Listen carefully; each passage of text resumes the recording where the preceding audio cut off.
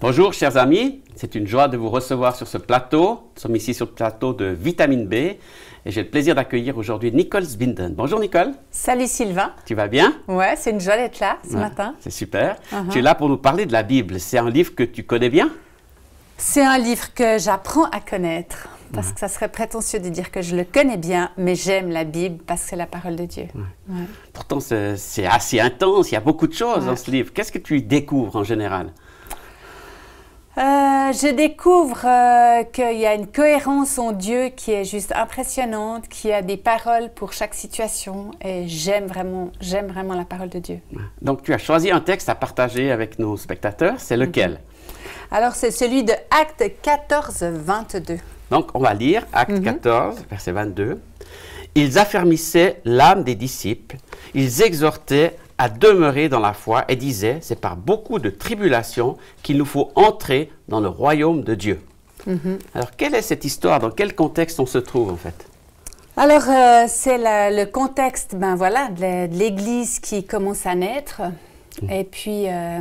ça remonte à un bon bout de temps. Ça, c'est vrai, il y a 2000 ans, passé 2000 ans. Et puis, il y a déjà eu passablement de persécutions. Et puis, c'est les paroles de Paul qui, lui, était vraiment opposé justement à tous ceux qui croyaient en Jésus et qui, déjà là, étaient persécutés. Et en fait, il venait d'ailleurs de se faire lapider. Et puis, c'est suite à ce qui s'est passé, presque un miracle, parce qu'on dit qu'il a presque été guéri ou ressuscité instantanément. Et c'est suite à cela qu'il partage ces paroles-là. Donc l'Église, au début, elle a commencé avec beaucoup d'opposition et de difficultés, en fait. Absolument, dès le départ, dès le départ. Puis aujourd'hui, c'est fini, on est bien, on est assis sur des bancs et il n'y a pas de problème. On aimerait bien que ça soit comme ça. Mais aujourd'hui, on voit qu'il y a beaucoup de souffrances, beaucoup de choses qui sont très difficiles. Que ça soit déjà, pour tous ceux qui croient en Jésus, mais pour tous les autres aussi, qui cherchent Dieu.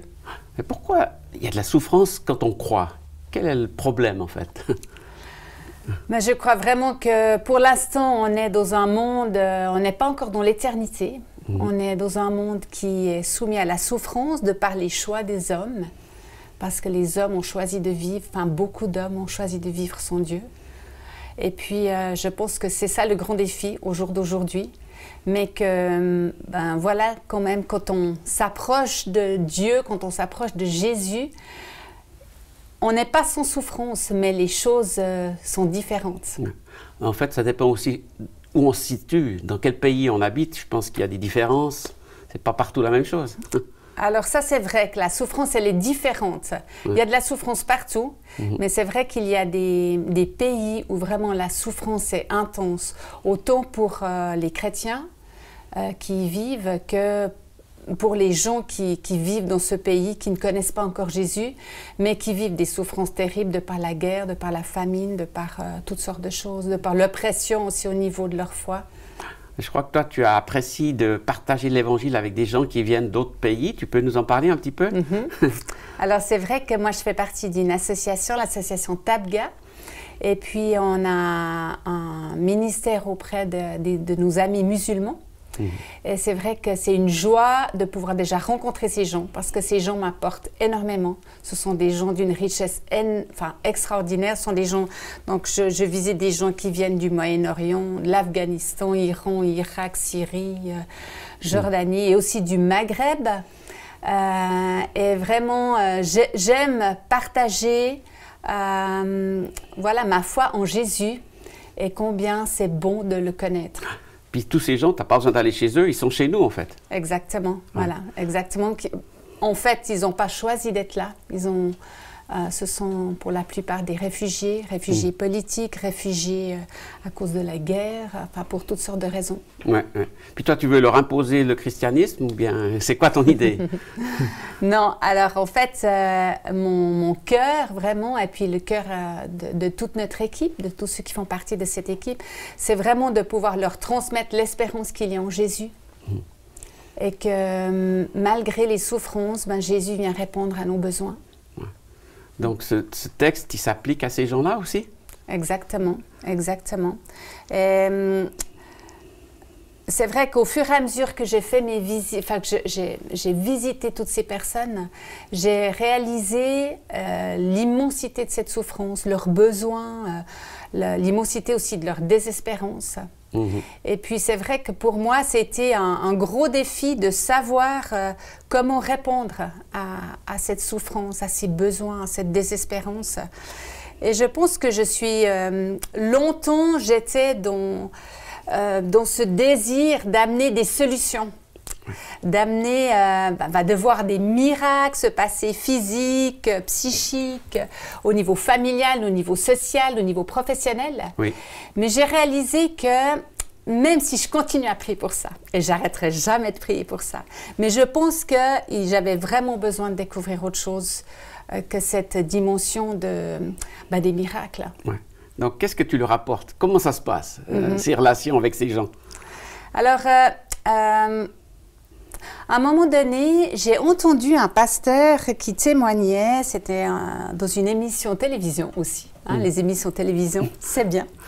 Et j'entendais ce pasteur qui travaillait parmi les réfugiés en Syrie, dans des camps en Syrie. Et à un moment donné, il a cité ce texte, justement. Et il a vraiment donné 3 éléments. Il a dit, il y a la puissance de la résurrection. C'est vrai que Jésus est mort, il est ressuscité. Et au travers de ça, il y a une puissance qui est là pour voir des miracles se passer, comme dans cette première église dont on parlait tout à l'heure. Oui. D'ailleurs, il y avait des tas de gens qui rejoignaient cette première église parce qu'ils ont vu des miracles. Et c'était extraordinaire. En même temps, la persécution, les combats, mais en même temps, des miracles merveilleux. Exactement. Et puis, en fait, après, il a dit, mais il y a aussi la communion aux souffrances. Oui. Et l'espérance du royaume qui vient. Et quand il a partagé ça, c'est vrai que je recherchais depuis un moment, j'ai crié à Dieu, je dis, Seigneur, mais comment prier aussi pour tous ces gens qui souffrent tellement, quoi. Oui. Et quand il a mentionné ces mots de la communion aux souffrances, déjà, oui. Tout à coup, je me suis dit, mais je me sens tellement petite devant tellement de souffrances. Je me sens tellement impuissante que là, tout à coup, je réalisais combien il y avait aussi cet appel, ce cri du cœur de Dieu, de vraiment aussi pleurer avec ceux qui pleurent. Oui. Et pas juste amener des solutions, parce qu'on n'a pas les solutions à beaucoup de choses. Oui. Parce qu'il y a tellement d'éléments, il y a des éléments physiques, il y a des éléments politiques, il y a des éléments financiers. Exactement. Par exemple, il y a beaucoup de gens où ils ont dû quitter toute leur famille. Oui. Ils ont laissé des parents, un papa, une maman. Oui. Et en fait, ils savent qu'ils ne les reverront jamais. Parce que c'est des réfugiés politiques et ils sont là. Et c'est des gens qui... Ils savent que ce n'est pas possible pour eux de rentrer au pays. Alors, il y a certaines personnes qui peuvent se retrouver dans d'autres, par exemple, pour certains qui peuvent aller au Kurdistan, une zone libre, ou ailleurs, en Turquie, il y en a qui peuvent faire venir leur famille en Turquie pour se retrouver sur ces lieux-là, où c'est possible pour eux. Mais c'est compliqué quand même. Mais c'est très compliqué. Il y en a où les parents sont trop âgés, sont trop malades. Financièrement, c'est juste pas possible. Et on sait que c'est... Prier pour qu'ils puissent se revoir, c'est pas la prière qu'il faut faire, parce que c'est pour l'instant pas possible. Ouais. Donc tu souffres comment avec eux? Tu pleures? C'est vrai que je pleure souvent avec eux. Ouais, oui. Je pleure souvent avec eux quand on prie, simplement en étant avec eux. Tu les écoutes? Et puis je les écoute, on passe du temps à écouter. Mais surtout, en fait, j'ai beaucoup aimé à un moment donné, j'ai entendu cette phrase qui disait que Dieu ne venait pas systématiquement changer nos circonstances, mais il venait répondre à nos besoins. Et en fait, on réalise que dans ces familles, il y a vraiment un besoin de réconfort, de consolation profonde de ce qu'ils ont perdu, de ce qu'ils n'ont pas, de leur famille qui est absente, un besoin de sécurité alors qu'ils ont vécu des traumatismes qu'on n'imagine même pas. Et puis quelqu'un qui comprenne ça, qui les écoute. Exactement. Qui ne fait pas de l'administratif uniquement, j'imagine. Exactement. Ouais. Et quelqu'un qui vienne avec eux vraiment supplier Jésus qu'il vienne amener ces choses-là, quoi. Et là, je crois que on est vraiment appelé à à redécouvrir ce que ça veut dire que pleurer avec ceux qui pleurent et pas toujours vouloir arriver un peu en tant que conquérant puis vouloir amener toutes les solutions. Parce qu'en fait, on n'est peut-être pas égaux face à la souffrance. On n'est pas tous dans des situations identiques, puis des fois, c'est pas évident. Hein? Exactement. Moi, je sais qu'il y a ces amis musulmans qui m'ont dit « Mais toi, Nicole, tu as une vie facile ». Et je peux dire que oui, c'est vrai. En comparaison d'eux. Exactement, j'ai une vie facile, mais en même temps, je me dis, si le Seigneur m'a donné de vivre ainsi, c'est aussi pour que je puisse les aider. Tu puisses partager un petit peu. Je puisse partager avec eux, je puisse être un cœur qui peut recevoir leur souffrance, parce que combien ils ont besoin aussi de vider leur sac, de partager leur souffrance en sachant qu'on va les écouter, qu'on ne va pas... Voilà, trouver des solutions yaka, faucon, etc. C'est tellement facile et, de sentir cette compassion. Et je pense qu'on a à exprimer vraiment la compassion de Jésus, celui qui a su pleurer quand il a vu la souffrance. Donc cette vie facile, tu te la rends un peu compliquée? Je ne dirais pas que je me la rends compliquée, mais je pense qu'on est appelé à partager la souffrance des autres. Oui. Autrement, on devient très égoïste.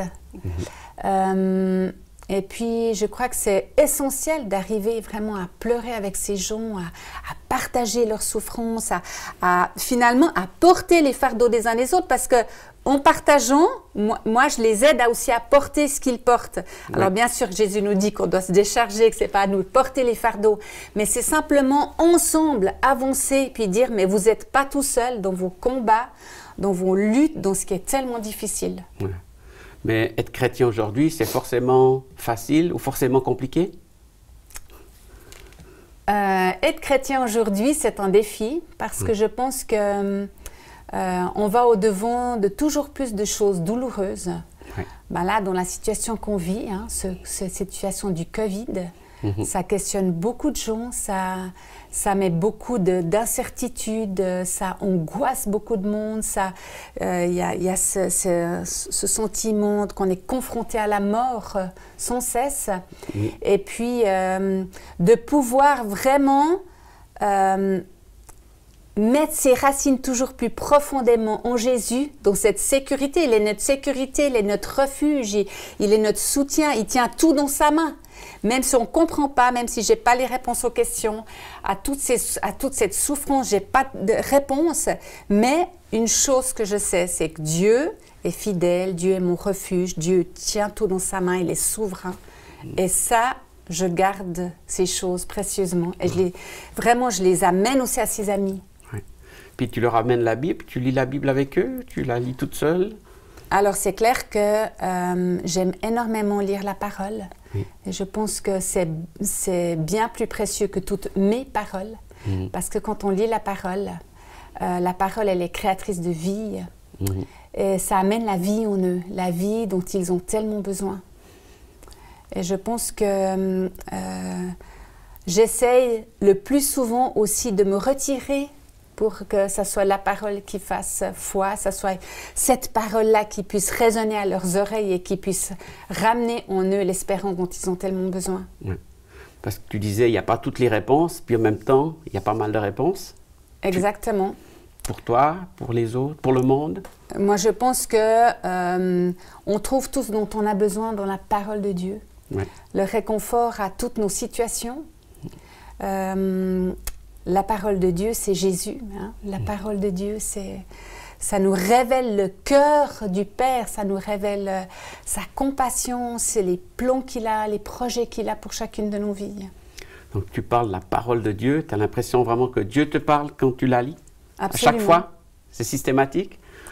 Je dirais que j'essaye que quand je lis la parole, ça soit jamais juste un automatisme. Et j'aime que chaque fois que je la lis, ça soit une rencontre avec Jésus.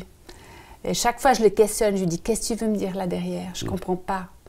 Mais je le questionne, je lui demande parce que, ben voilà, il y a beaucoup de choses qui me dépassent, mais j'aime quand il vient se révéler à moi. Merci beaucoup pour ce partage Et on aimerait encourager chaque personne qui nous a suivis à lire aussi cette parole, à découvrir comment Dieu peut vous parler, vous interpeller en lisant ces lignes. Soyez bénis et au plaisir de vous retrouver sur une prochaine émission Vitamine B.